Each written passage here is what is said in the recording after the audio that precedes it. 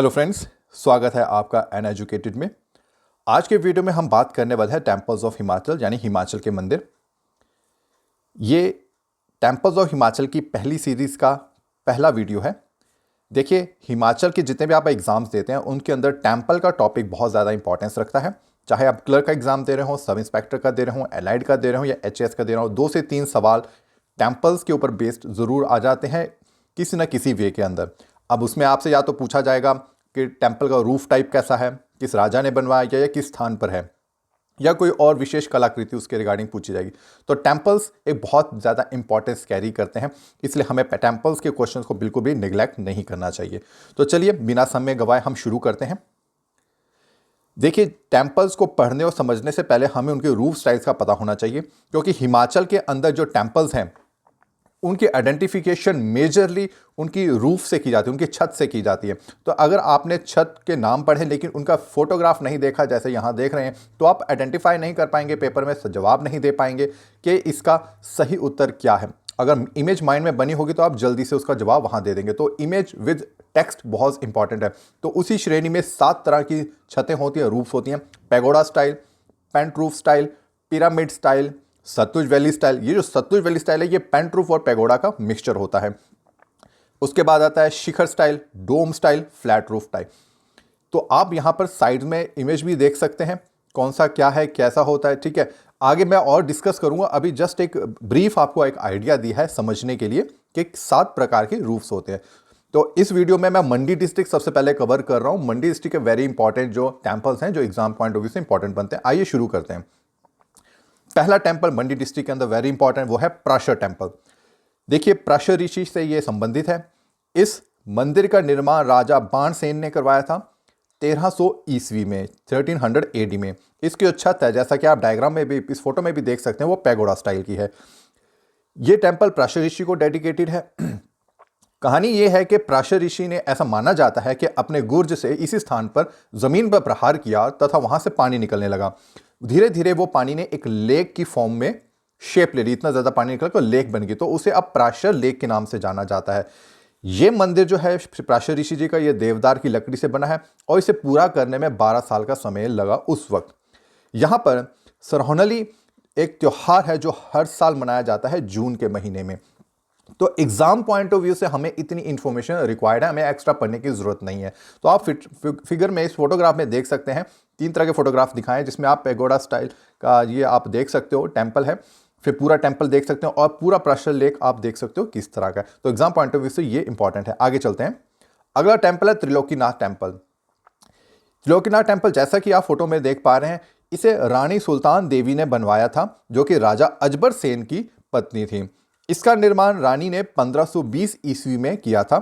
इसका शिखर, जैसा कि आप देख सकते हैं, यहां पर जो रूफ है वो शिखर टाइप का है। शिखर मीन्स जो नॉर्मली हम मंदिरों में देखते हैं, जो ट्रायंगुलर शेप में, नीचे उसका सर्कमफ्रेंस बड़ा होता है, एरिया बड़ा होता है और धीरे धीरे ऊपर नोक की तरह जाता है और ऊपर कलश बन जाता है।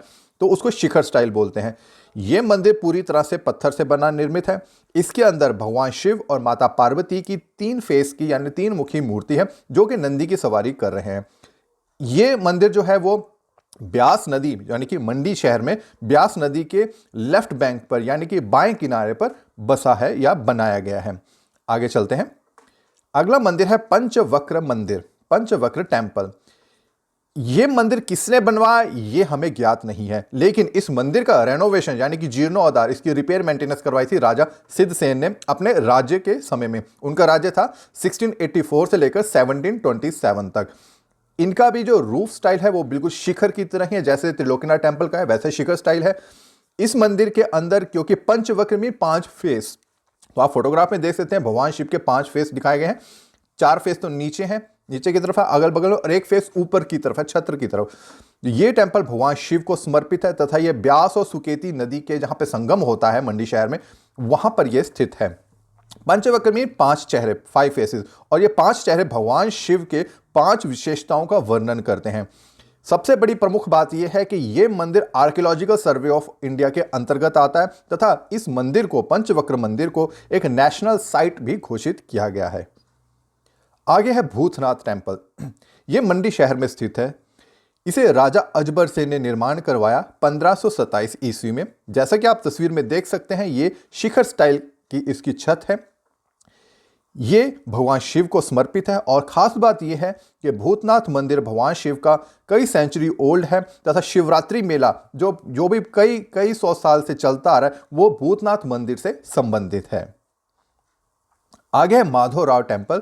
माफी चाहूंगा, माधवराव टेम्पल की बहुत खोज करने पर भी मुझे कोई इमेज सेटिस्फैक्ट्री इमेज नहीं मिल पाई, इसलिए मैंने यहां पर माधवराव जी का एक पिक्चर दिया है जो शिवरात्रि मेले से लिया गया है।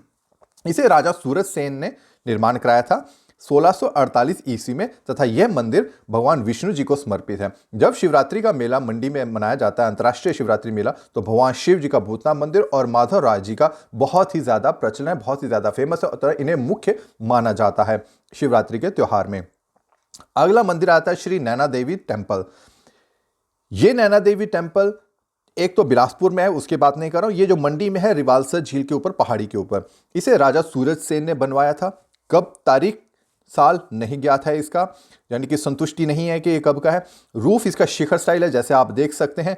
जो प्रमुख मंदिर है, ठीक है, ये रिवालसर झील से ऊपर की ओर जाकर लगभग 10 या 12 किलोमीटर और ऊपर जाकर ये हमारा नैना देवी जी का मंदिर स्थित है। अगला मंदिर है तारना टेम्पल। तारना टेम्पल भी मंडी शहर के बीच में स्थित है। इसे राजा श्याम सेन ने बनवाया था अपने कार्यकाल में, जो कि 1664 से लेकर 1679 के बीच था। इसकी छत, जैसे जो लाल रंग की छत आप देख पा रही है, डोम स्टाइल की है, गुंबदनुमा है तथा यह माता श्यामा काली को समर्पित मंदिर है और यह टारना हिल के ऊपर स्थित है। तो एग्जाम पॉइंट ऑफ व्यू से इतनी इंफॉर्मेशन हमारे लिए सफिशिएंट है। अगला टेम्पल है अर्धनारेश्वर टेम्पल। इस मंदिर का निर्माण किसने करवाया ये निश्चित नहीं है, लेकिन इस मंदिर का निर्माण इतना जरूर पता चला है कि 1100 ईस्वी में हुआ है तथा जैसे कि आप तस्वीर में देख सकते हैं, इसका भी शिखर स्टाइल की रूफ है। यह मंदिर एक मोनोलिथ टेम्पल है। मोनोलिथ टेम्पल मींस, लिथ मींस पत्थर, मोनो मींस सिंगल, यानी कि एक ही पत्थर, एक ही चट्टान को तराश के यह मंदिर सारा बनाया गया है, जोड़कर नहीं बनाया गया है। यह भगवान शिव को तथा उनकी पत्नी देवी पार्वती जी को समर्पित है। इस मंदिर को अर्धनारेश्वर कहा जाता है, मींस आधा पुरुष आधी स्त्री। जो अंदर मूर्ति है पत्थर की, उसका जो राइट साइड का पोर्शन है, हाफ फेस है, वो भगवान शिव का।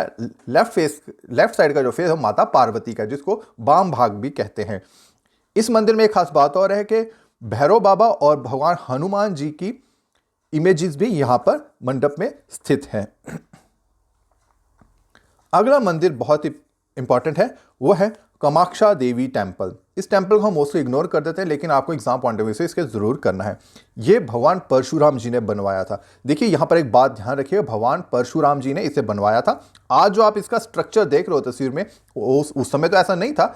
इसे बाद में 10वीं और 11वीं शताब्दी में रीवर्क करके बड़ा बड़ा बनाते गए और वक्त बढ़ने के साथ साथ ये मंदिर भी बड़ा होता गया। तो ऐसा नहीं कि भगवान परशुराम जी ने 10वीं और 11वीं शताब्दी में बनाया, नहीं, शुरुआत इसकी भगवान परशुराम जी ने की थी, मंदिर स्थापित किया था, बाद में इसको रीवर्क किया गया 10वीं और 11वीं शताब्दी में।